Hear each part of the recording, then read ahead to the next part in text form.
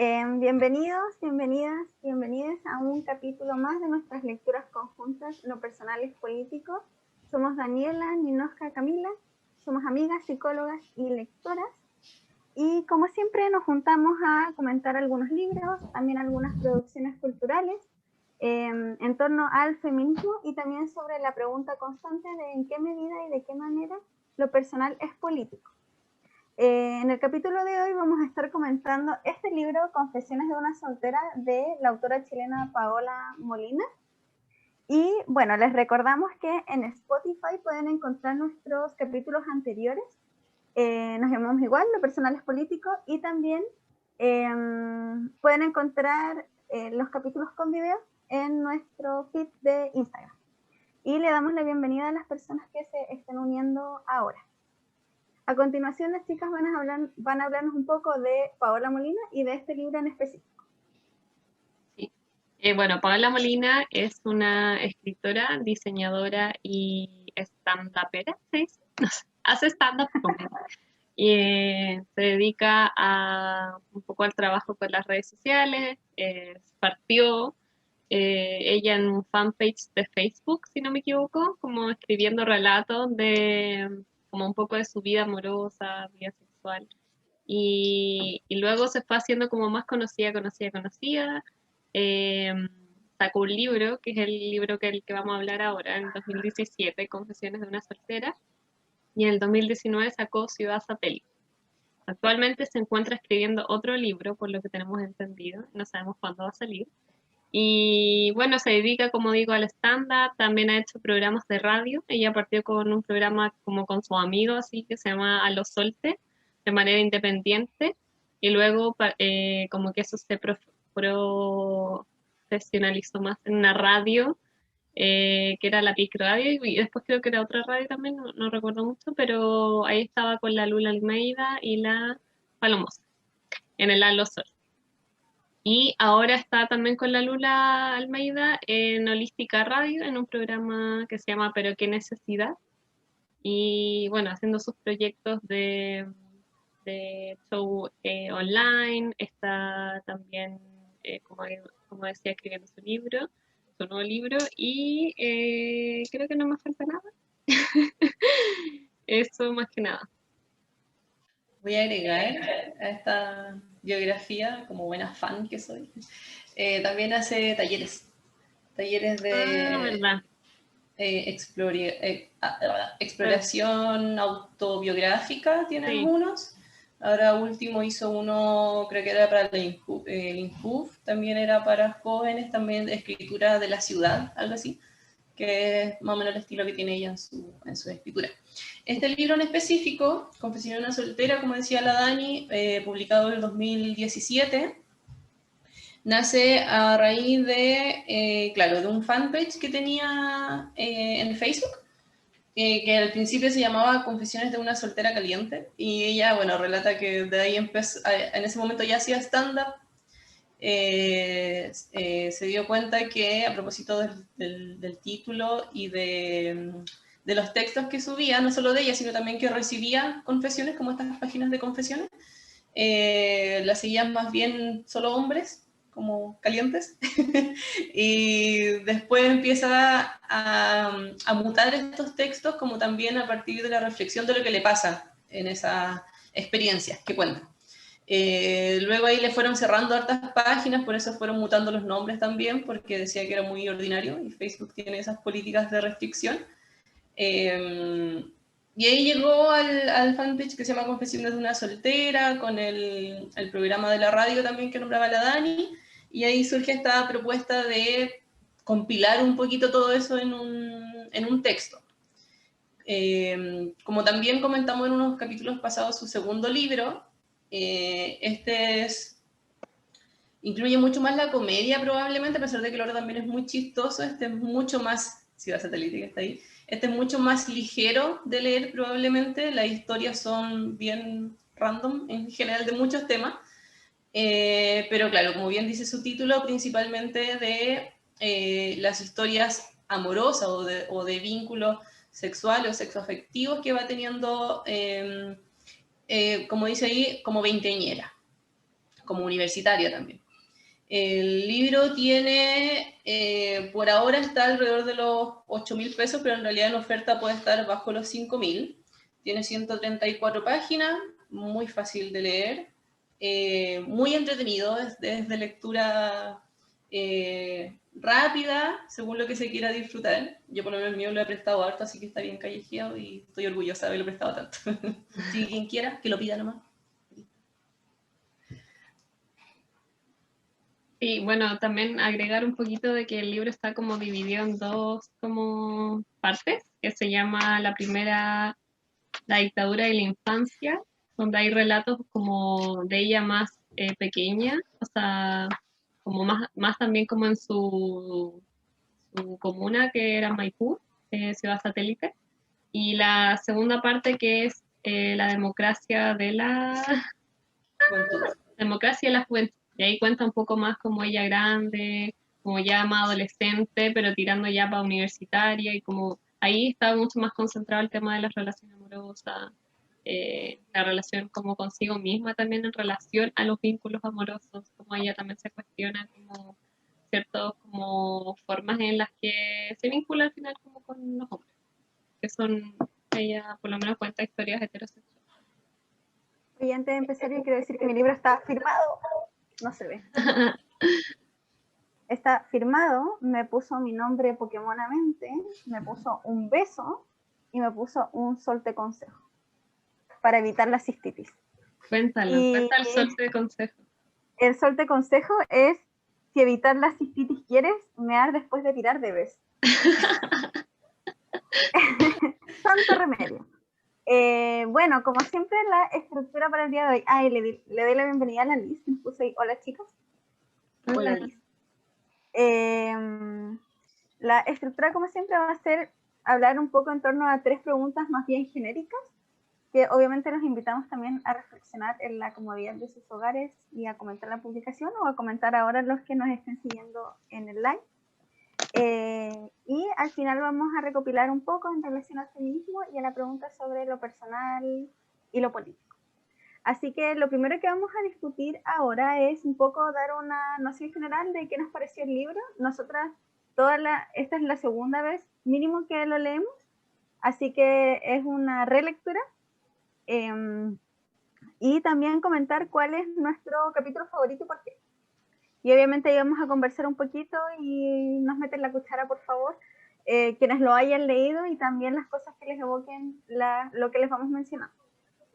Eso, chiquillas. La que quiera empieza. Ya, yo. Cuando quieran. Estaba buscando el capítulo. Sí, como dijiste, una segunda lectura. La disfruté mucho, de nuevo lo leí muy rápido. La primera vez lo leí en realidad en una noche, así como de que me acosté hasta, no sé, la madrugada. Ahora lo leí como en 2 tandas. Me reí mucho más probablemente que en la primera, a propósito de que disfruté más quizás los detalles chistosos, más que el, no sé, como el contenido intenso, porque es muy intenso en las historias que cuenta.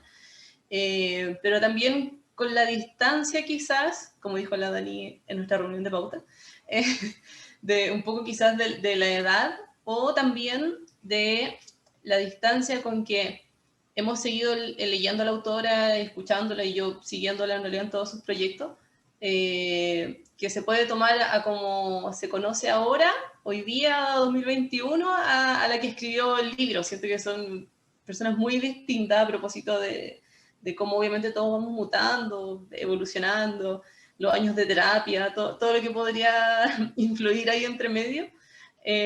Quizás eso me hizo tomarlo más a la ligera, quizás como saber toda esta trayectoria posterior a la escritura del libro. Un poco como conocer el final, entre comillas, de quien escribe. Se me hizo mucho más ligero, muy chistoso. Mi capítulo favorito se llama #la pieza de al lado, en donde cuenta las veces en que su madre, que era cuidadora de ancianos, de adultos mayores o de personas con alguna enfermedad que requerían de cuidados personales, la mamá trabajaba puerta adentro. y ahí cuenta la historia de cuidado de una mujer que vivía como, no sé, en el centro, en un departamento muy grande, muy cuico, con mucha plata. Y ella creo que estudiaba cerca, entonces le quedaba más cerca que irse a Maipú, a su casa donde vivía con el resto de su familia, con la tía Maritza. Y ahí es como su segunda casa, pues dice que tenía pijama, cepillo de dientes, y que en algún momento, claro, también invita a un chiquillo, la dueña de casa le tira también como una talla en que va a interrumpirlo porque quería dormir. Decía, déjenme dormir por la cresta, algo así, lo va a molestar.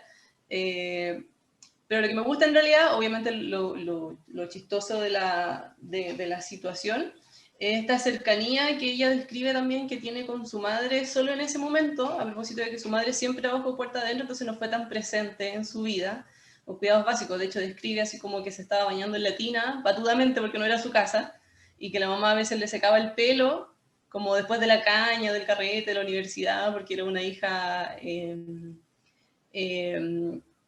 muy estudiosa, con mucho éxito en lo académico.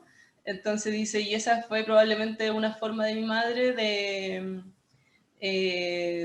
como de todo el tiempo perdido, de los cuidados que no le dio antes. Pero también me encanta esta, no sé cómo llamarlo, como venganza de clase, como de ir a ocupar el espacio de alguien con mucha plata que en verdad estaba sola, era una mujer que además muy triste, como que su familia no la visitaba, tenía como herencia una casa gigante, pero ella estaba enferma, entonces se aprovechaba de eso, como que todos esos pequeños vestigios de la historia también me recuerdan un poquito a mi historia. Mi mami también trabajó durante mucho tiempo, pero hacía aseo en casas particulares, en departamento en Reñaca, un sector muy cuico. Y también en ocasiones la acompañábamos cuando no había gente y también era como el lujo, pues era casi como ir a un hotel, no sé, una experiencia así demasiado maravillosa y ocupar los champús y cosas así, también lo hice. Entonces por ahí es que me llega tanto la historia. Es Me muy acuerdo que bueno ese una vez capítulo. yo ayudé acompañé a mi ex suegra a limpiar una casa y me acuerdo que la persona tenía un jacuzzi. Yo le dije, oye, lo más cerca que voy a estar de un jacuzzi es limpiándolo. Pero sí, en Ciudad Satélite igual podemos encontrarnos una historia como un poco similar, más extendida. No sé si se acuerdan de una vecina que iba a limpiar la casa de una señora mayor y que después como que ya incluso empieza como a haber más movilidad social para ella y para sus hijos. Empezó usando así como el arrocito bueno que tenía la señora y después se convierte básicamente en su hija. Y eso mismo lo podemos ver en el capítulo que tú decías, Coca, porque llega un momento en que llega la hija de la señora, como la dueña de la casa, y le encuentra así como bañándose en la tina y la señora dueña le dice, bueno, al menos ella me viene a visitar.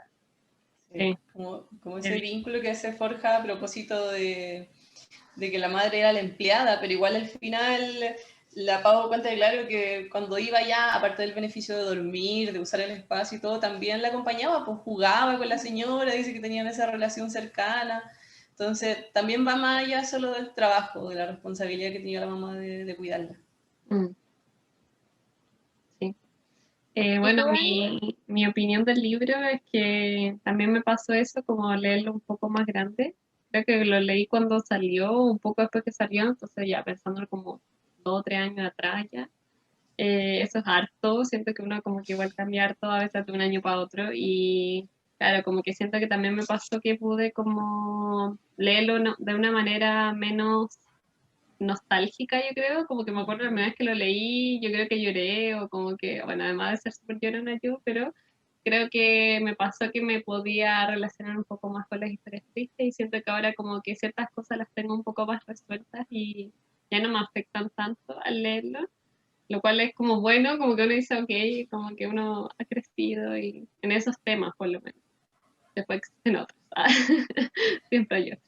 Pero eso me gustó, como sentir que también, lo mismo que dice la Coca también, como sentir que esta como que no es la Paola de ahora, pero no en el sentido como negativo, sino como de que ella cuestionaba mucho de las cosas que acá escribía como mucho más, o sea, igual creo que es un libro que la autora siempre cuestiona lo que le pasa, no es como hice esto y filo, como que ella igual como que entrega ciertas tintes de por qué, no sé, hizo tal acto o por qué, no sé, quiso tirar con un loco cualquiera y como que a lo mejor no quería tanto, como que siento que ella igual da como a entrever por qué lo hace, y eso igual habla como de su propia como capacidad de reflexionar sobre sí misma y sobre lo que le pasa. Mi capítulo favorito fue, este es un poco más intenso, que al final elegí el intenso porque estaba entre dos, pero voy a elegir la que más me representa. Dark, se llama Dark. No, este es muy intenso porque, bueno, la Paola cuenta en su libro que a su mamá le diagnosticaron cáncer y que le habían diagnosticado como 3 meses de vida, si no me equivoco. La cosa es que, pero un tiempo muy acotado. Entonces ella cuenta que llega como con su pololo, su pinche ese entonces, llega media como curada a la casa y como que describe un poco la situación como de que va a ocurrir, como va a tirar como con su pololo, y mientras como que está pasando la situación, como que se acuerda de lo que le pasa a su mamá y como que de hecho hasta corporalmente se imagina el tema de como, ¿cómo se dice? Cuando te inyectan como el suero, como todo eso, como que, Intravenoso. claro, como que empieza a pensar como corporalmente todo lo que también le está pasando a su mamá y como que no puede concentrarse en lo que en verdad estaba ocurriendo con su pololo o no recuerdo qué era. Y, y ahí como que se empieza como a angustiar y queda como media paralizada y el gallo le dice así como te pasa algo, como más encima en Spotify suena como 3 meses gratis de Spotify y ella como que lo relaciona con que su mamá ya le habían pasado los 3 meses que le habían dado de vida, entonces como que todo era como, le recordaba eso y le vino como una angustia y el pololo como que quitó la música y fue como ya, no importa, no sé qué, y ella cuenta que al otro día terminaron por quinta vez y además se descarga Tinder para como pasar las penas. Entonces lo encuentro como mucha intensidad, como todo lo que pasa, pensando que es como, le pasa esto con la mamá, no logra concentrarse en otra cosa, y también lo encuentro como también yo pensaba así como súper heavy también no poder como decirlo en el momento, como sentir que a lo mejor tiene que guardarse como esa emoción, no sé por qué razón habrá pasado así, pero como el no poder también comentarlo como con su pareja sexual, lo que le estaba ocurriendo y como su poca capacidad de concentrarse porque estaba pensando en otra cosa que obviamente era más angustiante y que le nublaba como su capacidad de disfrute. Eso lo encuentro súper heavy y siento que también era muy solte este tema como de ya termino con mi pololo, me voy a descargar Tinder porque necesito como a otra persona que me quiera, como un poco esa situación. Como que siento que eso es muy suerte en el 2017. Eso. En ese capítulo hay una parte muy, eh, o sea, está para ser chistosa, pero es súper agobiante, que está como ahí pensando, o sea, pensando esas cosas, y el tipo le dice, oye, Solte, ¿cómo lo estás disfrutando? Y él le dice, sí, obvio, está rico. Y pone abajo, porque ante todo soy cortés. Entonces es como, esa parte te da mucha risa, pero luego piensas, oye, pero no es más cortés que alguien como que, no sé, te contenga en una situación agobiante, Claro. que no bajarle el ego al tipo y decirle, no, oye, sí, en realidad, o sea, tengo todos estos rollos, pero está súper bueno, o sea, tranqui. Y que ahí está también la pregunta que se hace durante todo el libro, porque tú es como, ya, ser más cortés, pero cortés con quién, ¿cachai? Como con ella misma y sus emociones y el duelo que está viviendo, versus el ser cortés con los demás, que es mucho de lo que discutimos en el capítulo de Ciudad Satélite, a propósito de cómo en su infancia empiezan a construir toda esta forma de ser con los demás, ser cortés, mentir incluso para quedar bien, todo eso después se expresa en este tipo de historia. O cuando ella incluso dice como no, en realidad también da la vuelta, obviamente hace la reflexión de que era porque no quería llegar a su casa, no quería enfrentar la realidad de que su mamá se estaba muriendo, como todo así muy trágico, pero al final termina describiendo, y esa es la vuelta maravillosa y chistosa que tiene todo el texto, como, no sé, pues como le encontró Nutella, después le pregunta y él le dice que no tiene, como esos detalles que va describiendo, eh, Y la autocrítica también, pues en realidad es como, en realidad sé por qué hacía todo esto y me carga, pero igual lo escribo y lo pongo sobre la mesa y eso es lo bacán y creo yo el aporte que ha hecho en realidad en toda su carrera. Sí. Que a mí me pasó todo lo contrario. Cuando, ahora que leí por segunda vez el libro, la primera vez lo leí mucho más como en la onda del fanpage, como más del humor, como de las risas. Creo que no me fijé tanto en las cosas quizás más agobiantes o más intensas, eh, porque lo pesqué como pensando en eso. Yo creo que igual cuando uno lee un libro también lo lee con un mood y esperando algo de ese libro. Y dependiendo de lo que uno espere, también es lo que uno lee y lee como de fondo. Y ahora, supongo que también porque estoy en un mood más dark, eh, como que me pasó como todo lo contrario, lo sentí como mucho más intenso, nostálgico también. Eh, no sé por qué esta vez me fijé tanto como en la relación con su mamá. Antes no me había fijado tanto en eso y ahora estaba muy pendiente de eso. Como que me acuerdo que la primera vez me habían llamado mucho más la atención los capítulos de experiencias como sexoafectivas y esta vez me llamaron mucho más la atención aquellos capítulos relacionados como a su familia. Entonces, sí, eso me pasó. Y voy a nombrar dos capítulos. Uno que es porque me da mucha risa y se llama sitcom, o sea, hashtag sitcom, y describe el velorio de su abuela. Entonces, lo describe como una situación social de estas en las que uno tiene que estar como, no sé cómo decirlo, como adecuado al contexto, como todos tristes, que hay ciertos protocolos también dentro de los velorios. Lo sé porque se me ha muerto mucha gente el año pasado. Y hay como ciertos protocolos y que la gente pela cuando no se cumplen esos protocolos y no sé qué, pero siempre pasan cosas que son como chistosas, pero en el momento son súper agobiantes. Entonces ella aquí describe todo el caos que ocurre en el velorio de su abuela. Como que tiene unos tíos que tienen diagnóstico como de déficit intelectual y los dos como que se pelean, hacen como mucho escándalo en la iglesia, más encima. Me parece que es una ceremonia evangélica y el pastor está ahí como hablando apocalípticamente, estos otros cabros como que le roban el micrófono para hablar ellos, como que hay una señora que está al lado de ella hablándole, siempre es típico que hay una persona que te empieza a hablar y tú no quieres hablar porque tienes pena, y la persona te habla y te habla y te habla literal, weas, como, sí, yo me acuerdo que a tal le gustaba el pan amasado, no sé, como puras cosas que no les quería hablar en ese momento y la persona no te cacha. Como todo eso ocurriendo como al mismo tiempo en un caos que ella súper bien describe. Entonces, No, de es hecho, un la capítulo que señora le hablaba de su mamá también, de su mamá que había fallecido claro, hace poco, entonces también era como un tema sensible. pero como que la señora no captaba nada y alrededor Claro. había como mucho caos, como que en un momento que se botan el ataúd, como un montón de cosas.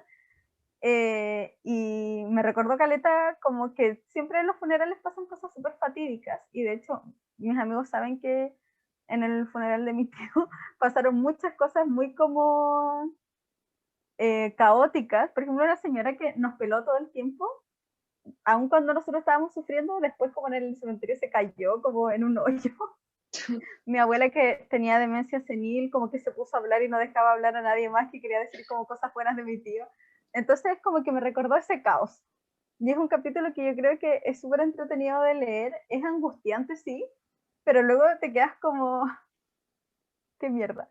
También le quita un poco como de protocolo, como que hay cosas que no tienen protocolo, como la muerte, como el sufrimiento, y que constantemente tratamos de protocolizarlo, y esta es una muestra como, no sé, como empírica, como experiencial de que el protocolo en realidad no siempre es tal.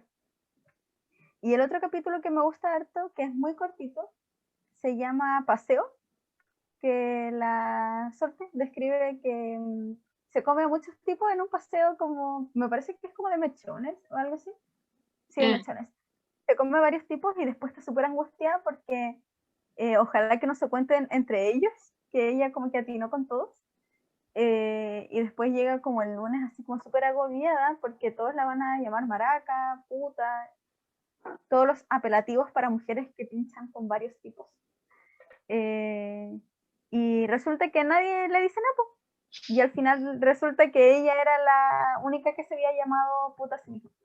Entonces eso creo que es un tema que igual lo hemos hablado harto sobre lo que la Coca llama el feministómetro. Y claro, también como de las propias contradicciones y también de ser uno su propio vigilante. Ella fue la única que se juzgó a sí misma. Así que ese es uno de mis capítulos preferidos. Sí, yo creo que ese capítulo deja como la enseñanza de cómo nosotras mismas nos tratamos por vivir de forma natural, o no sé si la palabra es natural, pero como queramos, nuestra vida en general, como, o sea, por un lado está este tema como más feminista de llamar como mujer santa y puta a quien desee vivir su vida sexual o sexoafectiva de una manera que ella desea, y por otro lado también está esta idea como yo creo que se puede llevar a muchos aspectos, que es cómo le damos tanta importancia a lo que el otro opina de nosotros y cómo eso a veces también nos angustia mucho más o nos retiene a hacer cosas. Porque estamos creyendo todo el rato que los demás nos están poniendo a nosotras como palabras que en verdad no les importa. Pero yo creo que porque también hay porque también está como el peligro inminente de que en verdad alguien te llame puta, ¿cachai? Sí, pues. Entonces mejor uno asumirlo primero, ¿cachai? Sí, pues no, sí entiendo que está la posibilidad de, y por eso ella también estaba como súper asustada, pero lo que voy es como todo el rato es ponerle en el otro como lo que tú eres, como los otros te pueden llamar de una forma, pero uno decide y uno cuestiona cómo, si eso te llega o no.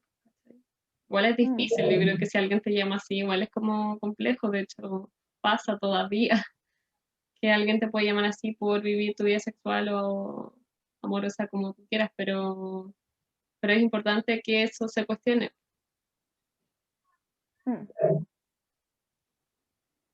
Pasemos a la siguiente pregunta. Ya. Ya.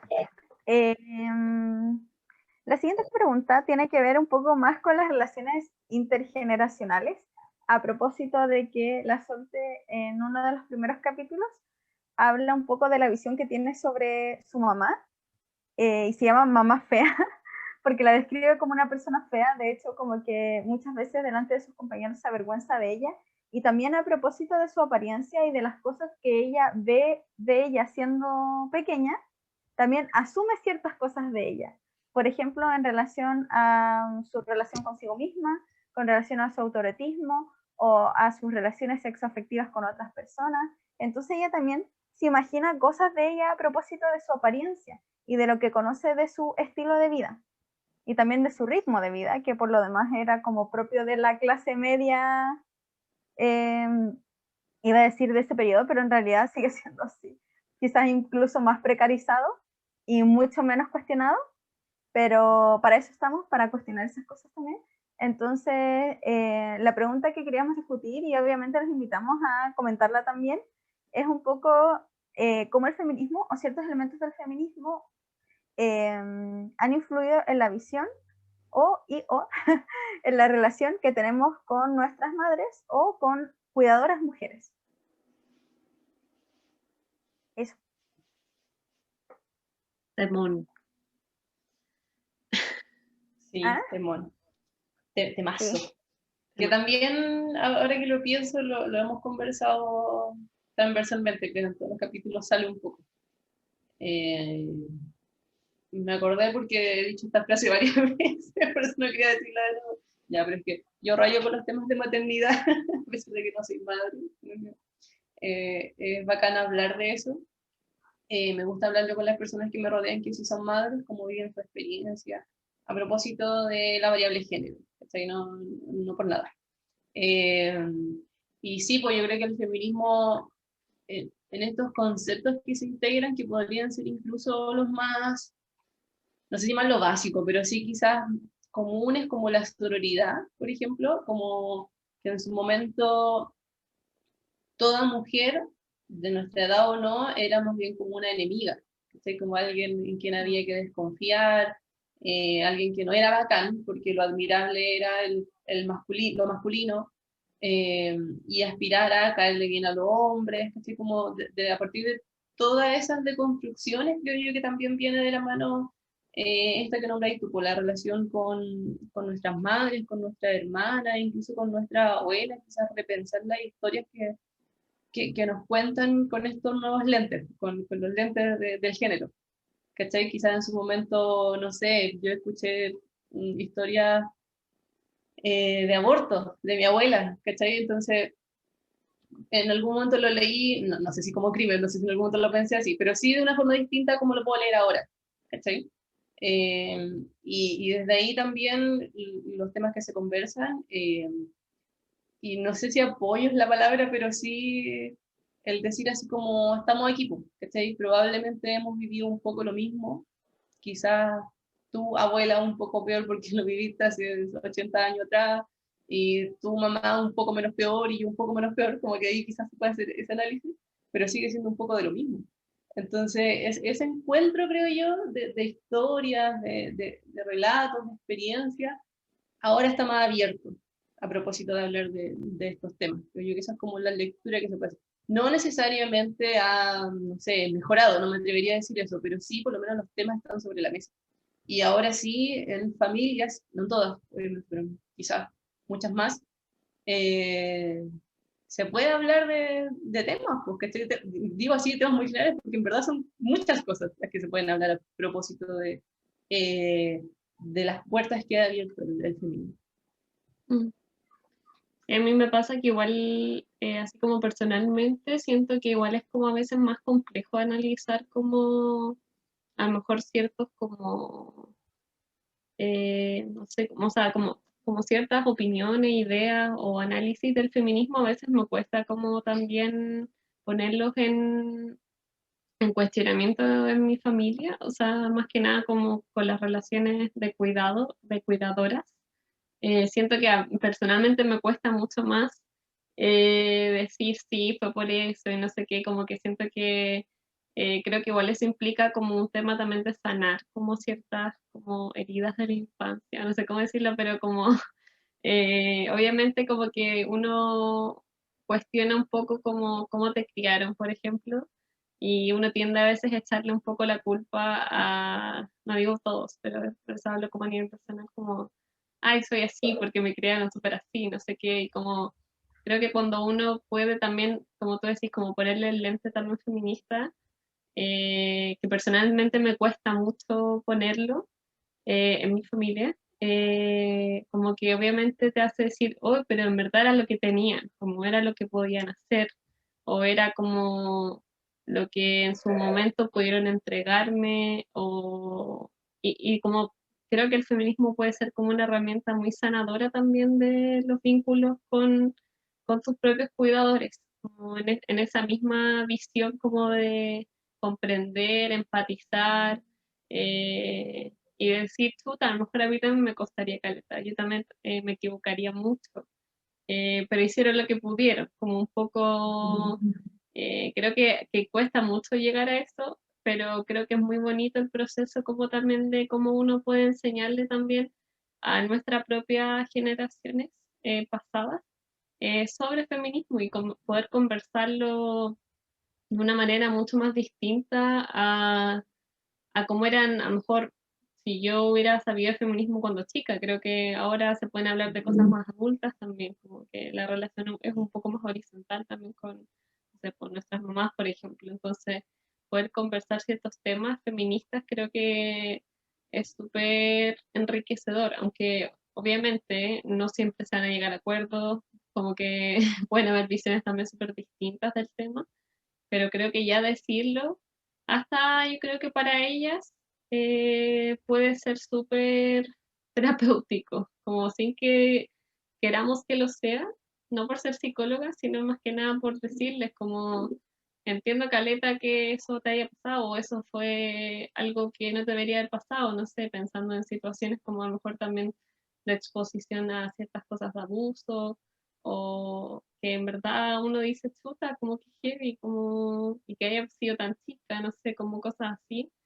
Y que ahí también te hacen decir, ok, entiendo entonces por qué también como que sobreprotegían mucho, por qué estás temido como a los hombres, como que uno empieza a comprender un poco más. Pero a veces es difícil, o sea, a eso quería llegar, como que a veces es difícil empatizar más con la familia, o me pasa eso porque claro, se atraviesa un poco más también la propia como historia, con mi propia, lo que yo también tengo que sanar como con ellos. Pero es muy lindo pensar en el libro. Yo creo que la Pau hace harto eso, como de pensar harto a su mamá y a sus cuidadoras como desde esos roles como súper marcados de cuidado y de poco cuidado hacia sí mismas, como mucho cuidado hacia los otros, pero poco cuidado hacia sí misma. Y creo que eso también es súper visible todavía en la sociedad chilena. Mm. Sí, igual creo, como cuando pensaba un poco en esa pregunta, creo que algo que es súper doloroso, y creo que con esto siempre me evocan conversaciones que he tenido con la Ferni. La Ferni es una amiga nuestra común, eh, que nos damos cuenta que habían ciertas cosas que igual era como muy de mamás a hijas, que era como cuando decimos entre la guatita, como cuando, lo mismo que te digan como siéntate derecha, pero era muy común el siéntate con las piernas juntas y entra la guatita, ¿cachai? Y siempre hablábamos de eso, y eso como que me recuerda a también como estas cosas dolorosas de por qué mi mamá me enseñaba estas cosas tan terribles, ¿cachai? De no poder sentarse como uno quiera, de pensar que los hombres son malos sin entender muy bien por qué, ¿cachai? ¿Por qué unos sí y otros no? ¿Por qué, por ejemplo, yo no podía como entrar en pijama a piezas de mis tíos? Pero, y eran mis tíos, ¿entiendes? ¿Cachai? Como, y yo creo que quizás a veces pasaba porque tampoco había tanta, había una noción como de protección, pero no estaba mediada por la palabra o por intentar comprender por qué existe como esa desconfianza. También, por ejemplo, me acuerdo que cuando iba a jugar a la casa de una amiga me decía, oye, pero ¿está la mamá o está el puro papá? Sí. Y si estaba el puro papá, yo no podía ir, ¿cachai? Entonces son cosas que, sumadas a otros elementos, sobre todo para mí, en mi historia de vida, como de la disposición corporal, que igual son dolorosas de recordar, ¿cachai? Que igual marcan algo, pensando también en cómo han vivido mis primos su infancia, quizás con algún mayor nivel de libertad, en otros mucha menos libertad, por ejemplo, como en relación a la expresión de sentimientos, ¿cachai? Pero claro, uno lo ve desde su propia historia de vida y todo lo que yo quería no lo tenía y ellos sí.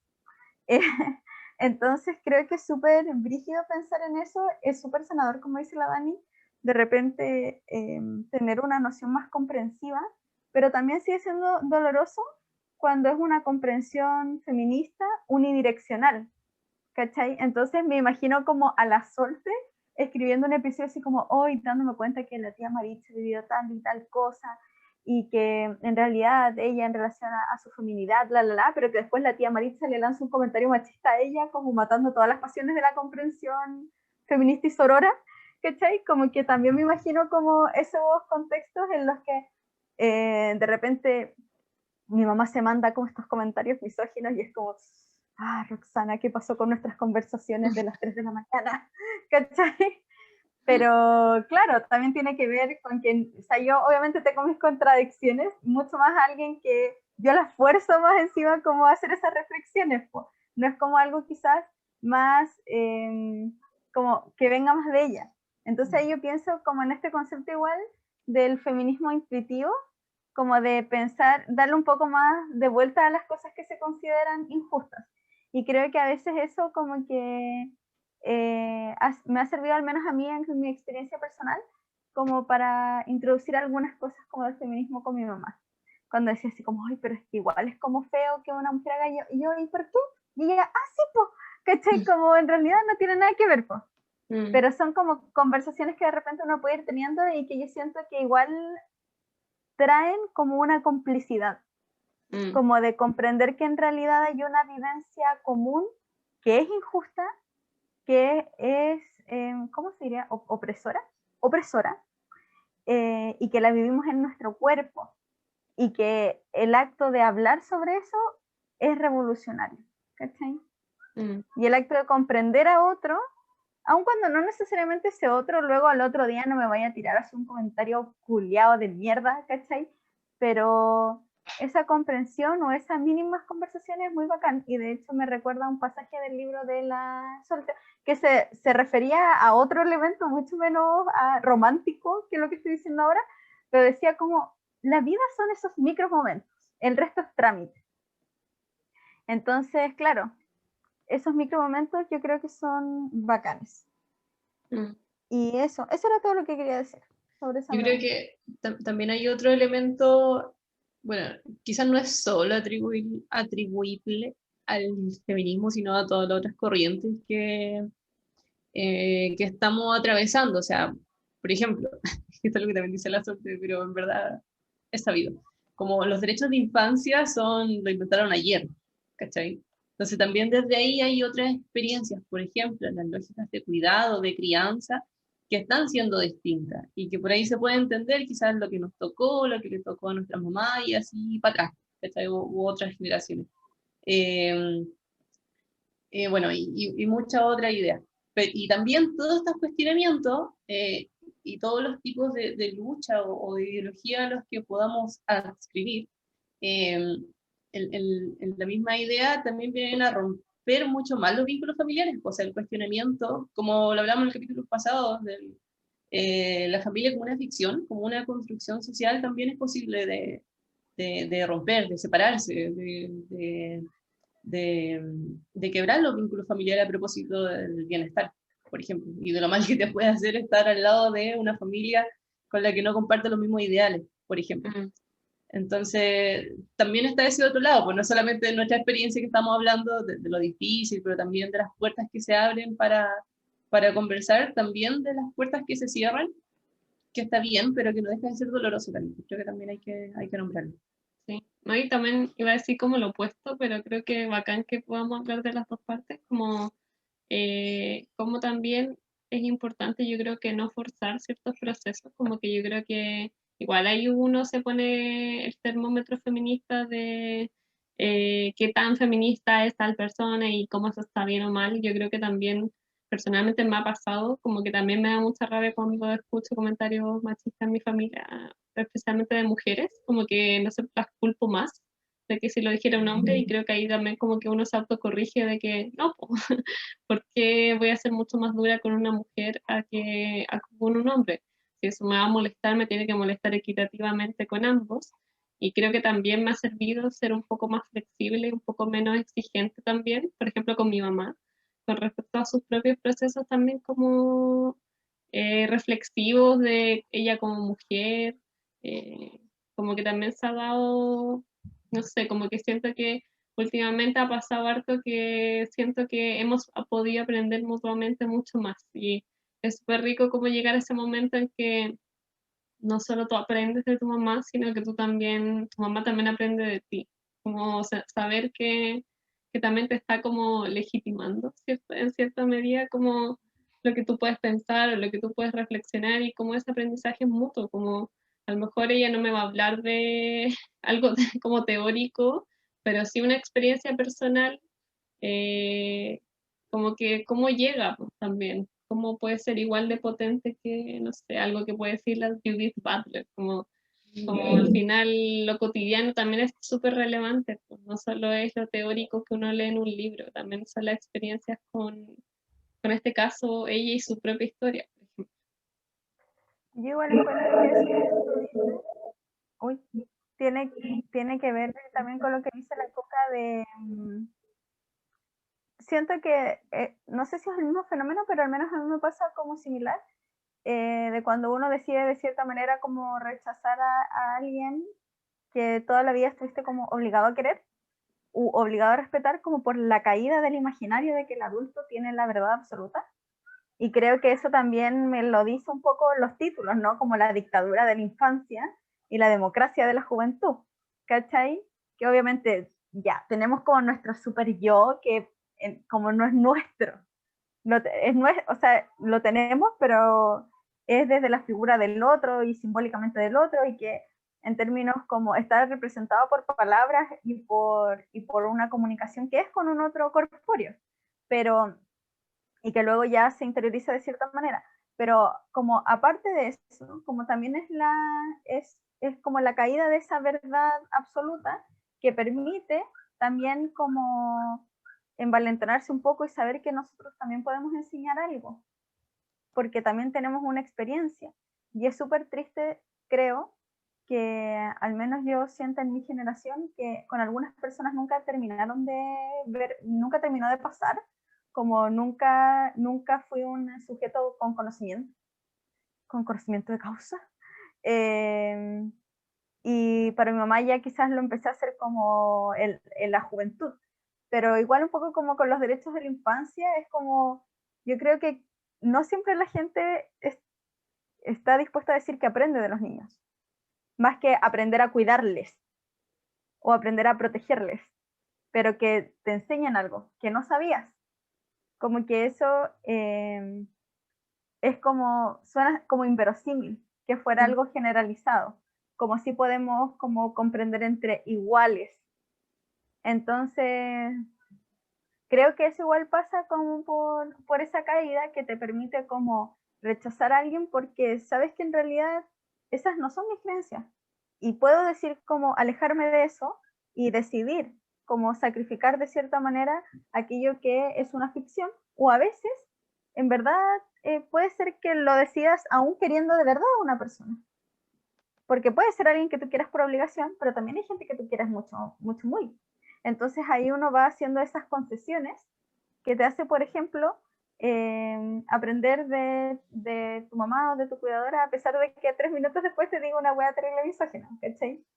Pero esas son como las decisiones que yo siento que vamos tomando y que también nos permiten como mirar también las contradicciones del otro y ver las nuestras, y también como un poco gestionar esa contradicción con el otro y poder estar en una relación que nos satisfaga lo máximo posible como a ambos, creo. Sí, y esto que ustedes nombran de aprendizaje intergeneracional, si podemos ponerle un nombre, surge también a propósito de los cuestionamientos, ya que estamos hablando de nuestras madres, de la maternidad como tal. ¿Cachai? Que una madre no es una todopoderosa que debe ser perfecta y no puede equivocarse nunca y tiene la responsabilidad de todo, como decía la Dani, de que, por ejemplo, si yo miro mi historia hacia atrás, la que voy a culpar era a mi mamá solamente, como no, po, ¿cachai? Esos cuestionamientos también son súper nuevos, po, porque como la crianza se ha delegado solamente al género femenino, es que ahí recae toda la responsabilidad, po. Y cuando hablamos de nuevas lógicas de crianza, de compartir los cuidados, por ejemplo, algo tan básico, o de ver que en realidad la maternidad tiene muchas fallas, por decirlo de alguna forma, a esta idea de una madre ideal que, se olvida de ella misma y entrega todo por sus hijos, como hablamos en el capítulo pasado, que incluso tiene que ignorar sus proyectos económicos, por ejemplo, solo por ser madre. Entonces ahí cuando se empiezan a entrar en diálogo todo esos temas a propósito de la variable de género, es que también para nosotras probablemente se nos hace más comprensible ver toda esta historia hacia atrás. Y las nuevas maternidades también, como en personas que están recién siendo madres pueden tener todas estas cosas sobre la mesa y asumir que no lo van a hacer perfectamente bien y que no son la única responsable del cuidado de sus bebés recién nacidos, de su hijo grande. Entonces, por ahí también es posible ampliar aún más este diálogo, estos cuestionamientos. No, y de hecho, yo creo que ya como una adulta, porque ya como niño es imposible, a lo mejor mucho más difícil tener la capacidad, como decir, de resiliencia como por sí sola, porque necesitas cuidados, pero ahora ya más grande que uno ya puede cuidarse por sí sola, alimentarse por sí sola, etcétera. Creo que igual es importante ir, como decíamos, como cuestionando esto, reflexionando esto, porque también así nos vamos haciendo como nuestros propios sujetos de acción de nuestra vida. O sea, también es muy liberador no echarle la culpa a nuestros papás de lo que somos ahora. Como, es igual un tema, yo creo que muy terapéutico, de que yo creo que todos podemos hablar en algún momento de eso si vamos a terapia, como de cómo al final, cómo nos criaron es como a lo mejor nos sentimos ahora o es lo que somos ahora, pero no es lo que vamos a hacer siempre. Creo que eso es algo también súper importante como destacar y de ir integrando, como a veces puede ser, como decíamos, doloroso, pero es muy, muy, muy importante para poder, si nosotros también queremos criar, también poder criar también habiendo sanado ciertos aspectos de nuestro propio como niño, o niña, niñe. Y eso también es súper nuevo, po. O sea, la Bien, planificación familiar nació ayer, po, ¿cachai? sí, y también es un Y privilegio para muchos Fue también el planificada poder ayer. dedicarse a mirarse a sí mismos, o sea, no es algo que todos pueden hacer, o sea, ahora está de moda el que exista como, no sé, desde que el embarazo tenga masaje previo al parto, el poder, no sé, hacer ejercicio de no sé qué para que el bebé salga, no sé qué. Como que obviamente también eso se da en una clase social específica también, no todo el mundo puede disfrutar de todos esos placeres, pero sí, yo creo que todos podemos, a través de lo comunitario y lo colectivo, ir cuestionando esos procesos, como desde ya lo más social, pensando que desde lo privado sabemos que es para un grupito nomás. Mm. Yo creo que vamos a la siguiente. Me Ya. alargamos harto. Bueno. Eh, la última pregunta tiene que ver con uno de los capítulos que no me acuerdo cómo se llama. No me acuerdo cómo se llama, pero es un capítulo en el que la suerte narra una situación bochornosa, no sé si bochornosa, incómoda en relación a, incómoda en relación a cómo ella adquirió la copita menstrual e incómoda en relación a cómo ella aprendió a usar la copita menstrual y luego incómoda en relación a la primera vez que quiso ir al baño con la copita menstrual puesta. Entonces ahí narra cómo ella piensa que se le pierde, bueno, un montón de cosas. Y ahí se pueden ver como varios elementos casi al inicio del capítulo que tiene que ver con ella sintiéndose una feminista Greenpeace. Y varias veces como va sacando algunos atisbos de lo que vamos a conversar ahora, como en relación a ella intentando ser vegetariana, como intentando ser lo suficientemente animalista. Entonces, lo que queríamos discutir ahora es un poco nuestra opinión y nuestra experiencia frente a estas luchas que de repente se van como aparejando al ser feminista y cómo esto va influyendo en nuestro feministómetro, o no sé cómo le había dicho la Dani, así como termómetro feminista, termómetro feminista, y que también va poniendo un poco más de responsabilidades a propósito de que por una parte tenemos las reflexiones sobre la necesidad de luchas interseccionales porque somos personas atravesadas por múltiples discursos, múltiples opresiones, y también por otra parte, no sé si tendrá que ser como con el mainstream o algo así de las luchas sociales, como de esta necesidad de que uno debe ser como es que tengo en mi mente la palabra multijugador, pero como multiactivista, como feminista, deconstruido, vegano, comunista, tírenme más, animalista, que cuida el medio ambiente. pro migrante, Sí. pro comunidad LGBTIQ+, Cruelty free. Cruelty free, entonces Ambientalista. como que ambientalista y como un montón de cosas. Entonces queríamos opinar un poco en relación a eso a propósito de ser feminista Greenpeace y a propósito de cómo eso también suma más cosas a las super mega contradicciones de las que siempre hablamos siempre y de cómo lidiamos con esa necesidad o deseo de querer abarcarlo todo a propósito de que una vez que ves una opresión ya no puedes dejar de verlas. Y eso, y también los invitamos a pensar en sus propias experiencias al respecto. Sí. Yo creo que... reciclar. Me faltó esa. Es que es mentalista, po. Verdad, tienes razón. Dale, Coca. Ah, ya.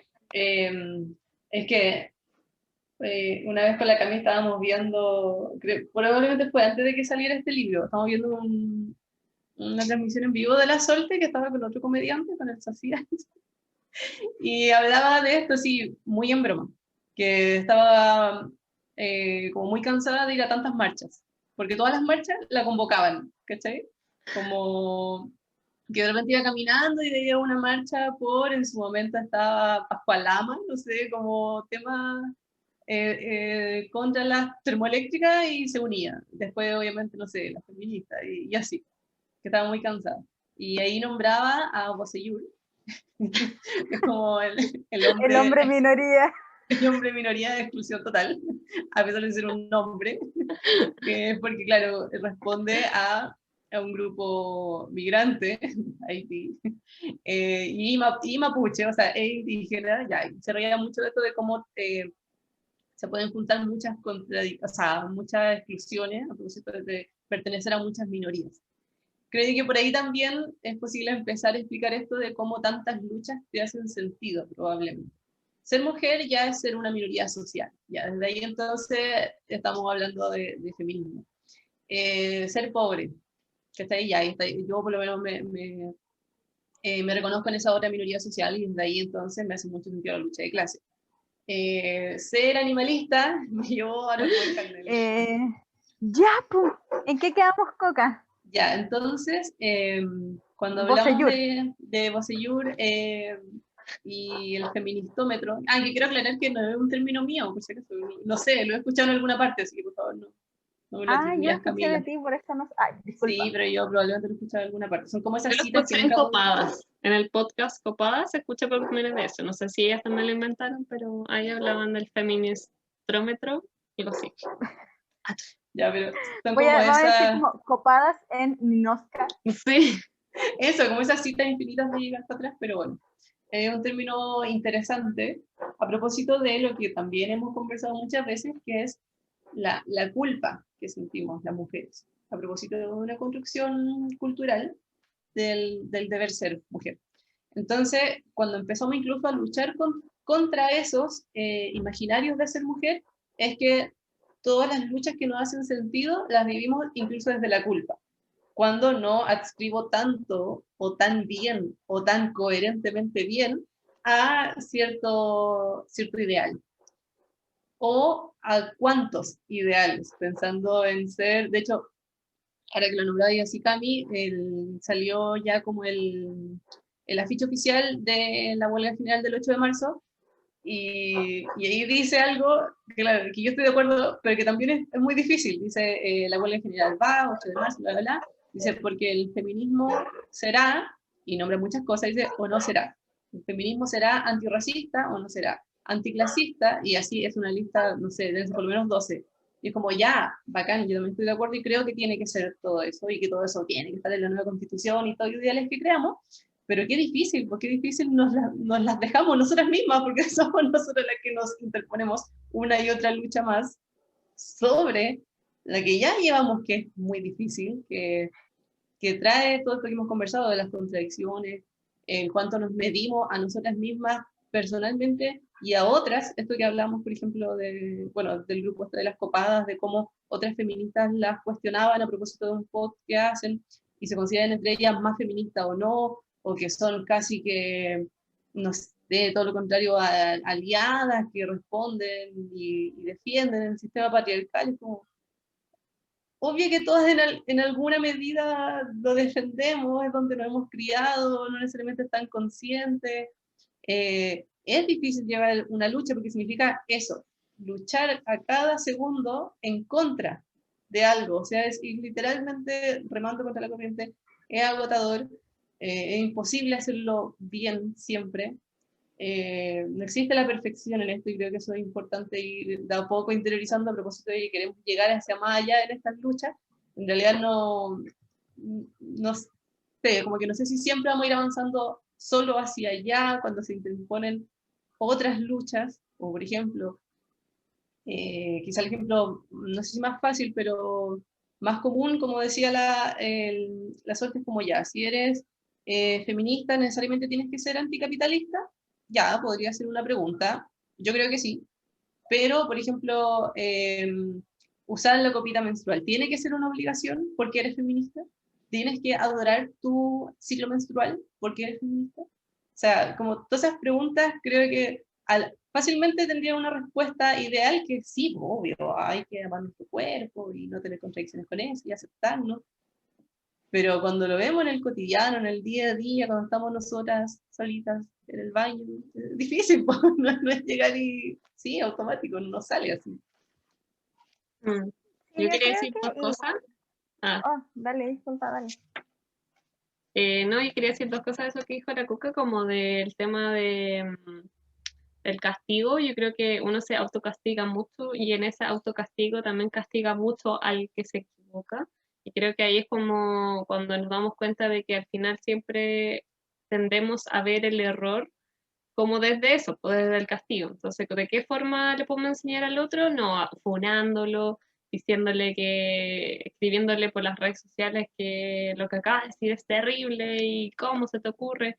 Y obviamente yo creo que yo no estoy en contra de las funas, pero sí creo que hay formas y formas de poder, por ejemplo, si alguien se tira un comentario machista, poder enseñar y educar a esa persona respecto al tema. O muchas veces ni siquiera es porque hay persona y persona, hay personas que a lo mejor no lo pensaron y no había un mal, como no había una ganas de decir algo malo, pero no sé, por falta de educación o como por no saber, no lo cuestionado antes, no lo dijo de manera como, no sé, feminista, entonces como que lo consideramos como terrible y yo creo que es importante como empezar a ver de qué formas podemos enseñar y educar respecto al feminismo que no sean desde el castigo y desde el como tú. Y lo otro que pensaba era, ya se me fue, pero era... ¿Puedo complementar eso último? Sí, Que es usar todas las herramientas del patriarcado, pues, al final. sí. Así como decís tú, o la cancelación, por ejemplo, Mm, que ya con figuras públicas, cada uno es libre, obviamente, de dejar de escuchar artistas, ver películas, lo que queráis. Pero también ocurre en lo cotidiano, pues como no, porque dijo este mini comentario una vez y usó un adjetivo distinto, entonces no lo sigo más y no lo veo más y hago toda la campaña para que, no sé, no voten por esa persona. Y como sí. ya, pero fue un comentario X, ¿qué pasa con todo el resto del aporte que ha hecho en toda su vida? Y qué tanto esfuerzo estamos poniendo versus otras personas, porque efectivamente están haciendo mucho daño, por ejemplo, que están tirando comentarios terribles. ¿Y cuántas ganas ponemos ahí? Sí. No, de Mm. hecho yo creo que también es como, me acuerdo que pasaba como, pasó específicamente con Rosalía, que me acuerdo que la criticaron mucho por usar como pieles, como que, ya, por un lado uno dice como que terrible, pero por otro lado ella como que nunca dijo que era vegana, que era, entonces como, ¿por qué le están exigiendo algo? O sea, obviamente también encuentro que es súper necesario usar la piel, ya, sí, pero a lo mejor, no sé, tú comís carne, como que a lo mejor igual hacía algo también, y a lo mejor ella también hace, por otro lado de su vida, otra cosa que ayuda, no sé, al medio ambiente, quién sabe, como a lo que voy es que no somos seres perfectos, como tú decís, y es importante que también bajemos las exigencias con respecto a los demás y podamos como ayudarnos más que criticarnos. Lo otro que iba a decir, ahora me acordé, que el tema como de al final los discursos que se generan respecto a que ser feminista se encasillan tanto en una categoría de lo que es el deber ser, que yo creo que se pierde como la fluidez de cómo somos con los demás y cómo somos para nosotros mismos.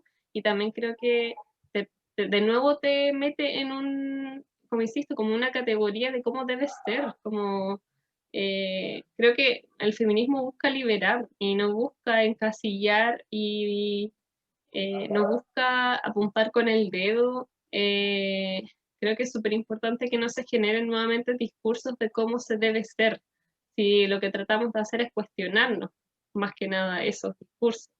Es como lo mismo que pasa, no sé, en otras formas. O sea, siento que tiende a pasar eso, como que cuestionamos un discurso como antiguo, pero volvemos a caer en otro igual, o sea, distinto, pero la forma en que hacemos que funcione es un poco parecida. Entonces, eso.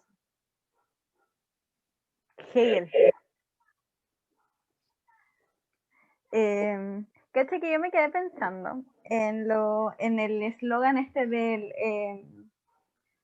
la lucha o el cambio, no me acuerdo qué era, como será feminista y no sé qué, no sé qué, no sé qué, no sé qué, o no será. El o no será, como que me agobia tanto. Es como, pero por mientras, ¿qué hacemos? Como necesitamos un intermedio, por favor. Yo creo que eso como que me agobia porque pienso que cuando podemos como ya decir que hay un mundo o hay contextos más feministas, ¿cachai? Como, o contextos o mundos mejores a como eran antes. Yo creo que eso igual lo podemos ir viendo como ya hemos conversado en las vivencias personales, pero todas son parceladas, como no hay una cristalización de la experiencia en que en realidad ya estamos en un estado feminista, como permanentemente. Eh, e incluso ni siquiera podemos como decirlo nosotras mismas, a pesar de que llevamos como años cuestionándolo, intentando vivenciarlo, ni aún así. Entonces, dentro de la propia experiencia, imagínate cómo es conversarlo con otros. Y aquí la Liz dice que ella igual la agobia él o no será. O sea, uno igual, o sea, yo lo entiendo en tanto el como a ver cómo decirlo, como en estas luchas como guerrísticas, de cuando lanzan como el primer ataque y se ve como la, muy Juego de Tronos todo esto, pero como como, como la fuerza arrasadora que tiene una lucha.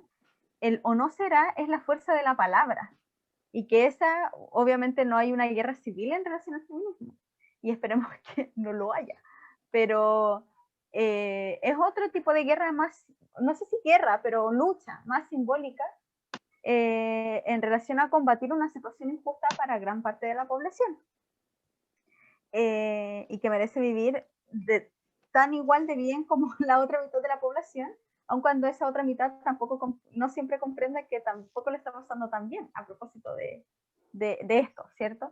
Y el enemigo implacable, como dijo Piñera, es simbólico, po. Está, o sea, lo representamos, pero es una idea, es un discurso que se manifiesta en una vivencia. Entonces es súper difícil. Y no es el Y el no hombre será, también.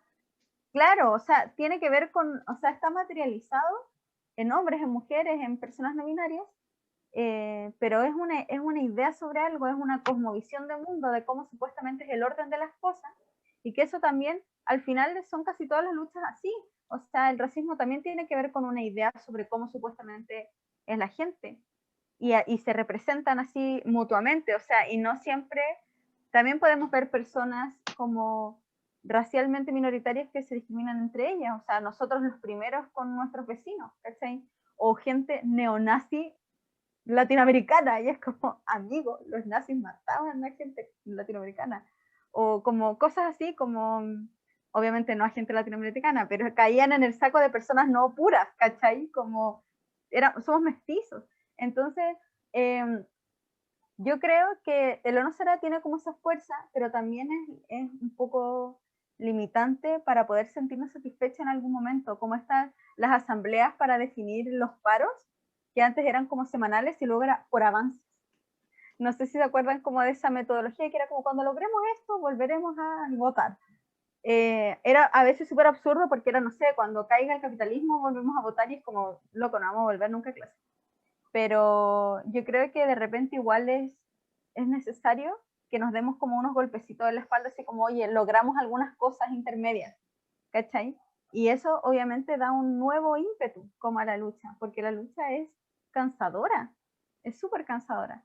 Entonces yo igual comprendo por otra parte que sí que tiene que ver con una necesidad de inclusión, como para incluir a todos los otros feminismos, como todas las mujeres y personas afectadas por el machismo que están atravesadas por otra opresión, como la racial, como la de clase, ¿cierto? Entonces, como la transfóbica, como la homofóbica. Entonces, esas como 12 palabras más tiene que ver con esto, como por incluir esos feminismos que también incluyen otras teorizaciones sobre otras discriminaciones, porque yo creo que la más evidente es, por ejemplo, el feminismo de élite al feminismo como de personas pobres, como son otros feminismos, y que a propósito de las otras exclusiones se vive de otra manera, incluso a veces como de una manera quizás más cruda. Entonces son cosas que son necesarias ir como incluyendo explícitamente a través de la palabra de Dios, a través de la palabra, para que la palabra de Dios, pero o sea, a través del lenguaje, para que todas esas personas se sientan también como amparadas sus otras como exclusiones. Lo Sí. otro que quería decir, y lo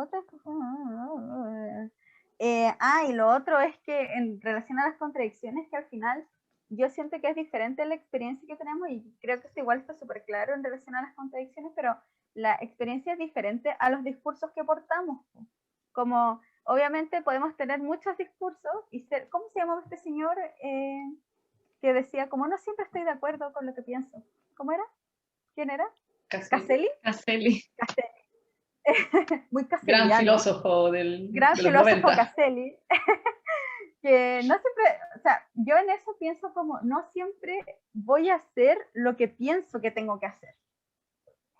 Entonces ahí se disocia un poco el discurso de la experiencia, pero es lo que permite a la Solte en su libro decir, mira, esto no estaba bien, pero lo hice por tales cosas, y esta es mi circunstancia, puedo analizarla ahora, ¿me arrepiento? Puede que sí, puede que no, porque al final uno hace la medida de lo posible en sus circunstancias presentes en ese momento.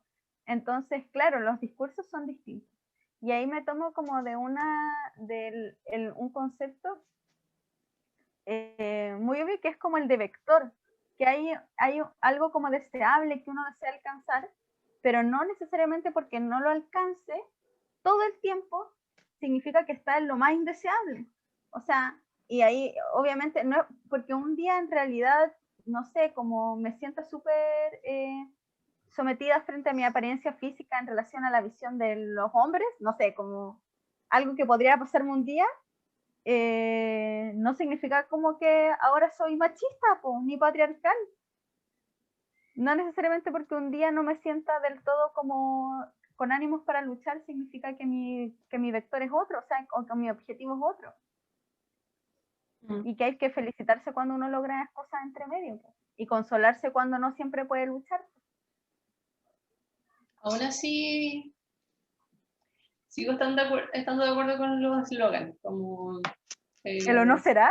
el o no será. Pero en la lógica galeana de que las utopías son para caminarlas también, pues, o sea, como Sí, si pues. no tenemos ese horizonte, pero viéndolo así, pues, como un horizonte al que eventualmente podemos llegar 100%, podremos llegar todas o no, no sé. Aún así es para caminarlo, creo que si no tenemos esas visiones, por así decirlo, podríamos estar dejando muchas cosas de lado. Ahora, insisto, así como para caminar por esos espacios, no así para exigirnos, ¿cachai? Como relativizando también esto de que yo sí espero, no sé, por la nueva constitución, ¿será feminista o no será? Ya, pero eso no significa que cuando no sea la voy a ir a quemar, ¿cachai? Sino que significa que mientras tanto voy a luchar para eso, y después, si no será, voy a seguir luchando para que sea, con todo lo agotador que sea eso, pero quizás como que sea el horizonte. Ahora, claro, no con esa autoexigencia, que es de lo que hemos estado hablando, ¿cachai? No sé, como relativizando, obviamente, la experiencia, las posibilidades, entendiendo que hay cuestiones estructurales también que van más allá de la agencia de cada una, como teniendo todo eso de por medio, sí estoy de acuerdo. O quizás como cosas que a lo mejor, a ver, yo no diría que no son tan relevantes, porque para las luchas de algunas personas sí que son relevantes. Por ejemplo, la toalla higiénica, ¿cachai? Como yo comprendo que un feminismo o de una persona feminista que es más desintoxicante o más purificante, por así decirlo, o naturalizante del cuerpo, sí que es tema como la toalla higiénica, ¿cachai? Como, y el usar otros como instrumentos en el ciclo menstrual, o sea, bueno, en la menstruación, pero pienso que hay cosas que a veces nos echan súper para abajo y son cosas que, ponte tú, yo en un momento me sentí súper mal porque no podía usar la copita y la tengo ahí y nunca pude. Entonces como que de cierta manera, aunque yo comprenda que no es algo como que uno podría decir menor, pero no porque no la use desestima como mi feminismo, igual como dentro de todas las cosas que he pensado y dentro de mi ansiedad de Forever and Ever, como que igual te da como un regustillo amargo, ¿cachai?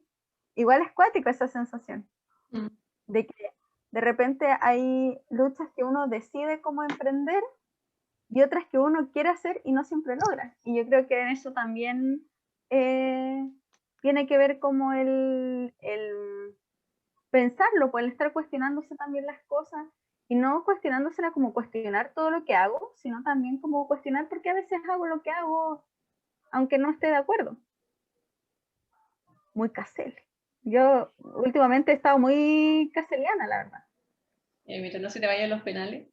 Ah, Creo que a partir de lo último que decía y quizás para ir cerrando también, ahí en esos micromomentos, en palabras de la FAO, está lo político, ¿cachai? Como en esas decisiones que vienen del deber ser que está afuera, pero también de todo lo que los colectivos nos han enseñado últimamente, de cuánto queremos ser parte de ese colectivo, porque estoy de acuerdo con la lucha y porque quiero aportar, y no porque si no soy feminista me voy a sentir excluida, como, ¿cachai? Todas esas preguntas no responden por qué cada uno de los actos que hacemos, no hacemos, pensamos o compartimos o nos guardamos simplemente son actos políticos, ¿cachai? Porque al final llegamos a estas conversaciones, o sea, si en algún momento las mujeres no se hubieran sentado a pensar, oye, ¿por qué no podemos votar?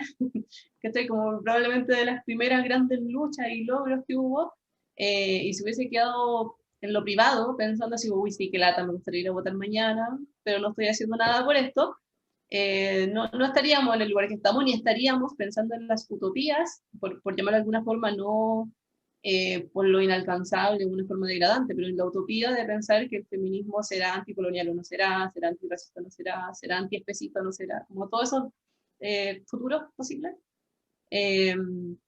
Es gracias a todas estas reflexiones y algo que quizás ha estado como quizás en todas las conversaciones, que es lo colectivo, pues la conversación. Esto no es privado, no es individual, no pasa solo en mi mente y en el momento que estoy en el baño cuando estoy menstruando, ¿cachai? No pasa solo ahí, pasa en la conversación, pasa en el compartir con ustedes, mis amigas, con mi mamá, con mi hermana, con mi pareja, con quien sea, ¿cachai? Como ahí en realidad estamos construyendo y estamos haciendo la política, básicamente. Hoy aquí la Liz dice que por lo mismo nunca ha podido no, dice, lo voy a poner en primera persona dicho por ella.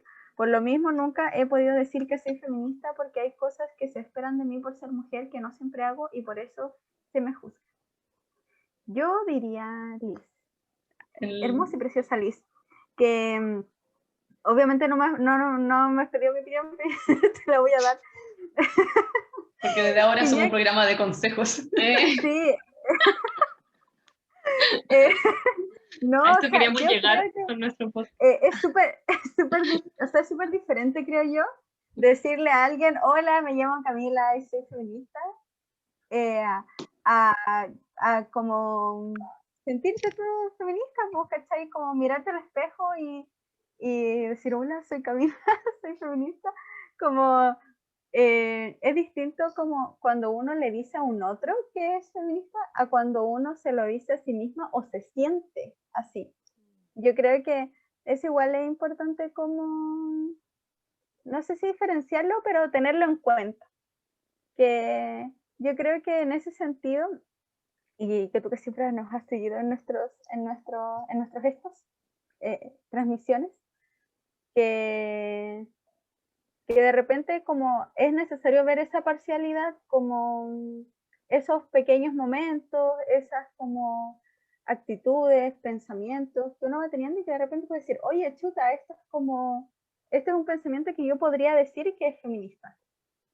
Entonces, como al final yo siento que sí, es necesario lo político, es necesario el encuentro con el otro, la palabra con el otro, como la comunicación con el otro, pero también dentro de lo personal es político, también es importante las palabras que nos decimos nosotros con nosotros mismos. Y ahí la lucha igual está, porque es la vivencia, es darle un significado diferente a una vivencia que antes tenía aparejado otro significado. Sí, y como decís tú, más allá de la definición misma, pues que o sea, también en esto que vamos avanzando como sociedad, eliminar los binarios, las categorizaciones y todo, también no sé qué tan necesario es llamarse como tal o definirse como tal frente a otros, como dice, a propósito de cuán puede ser juzgada, de ambos lados, o sea, como desde el que está en lo contrario y te va a criticar, o como del que es del mismo lado, como estamos hablando ahora, y te va a exigir más, ¿cachai? Como te va a cuestionar qué tanto eres como yo, porque estás haciendo estas otras pequeñas cosas.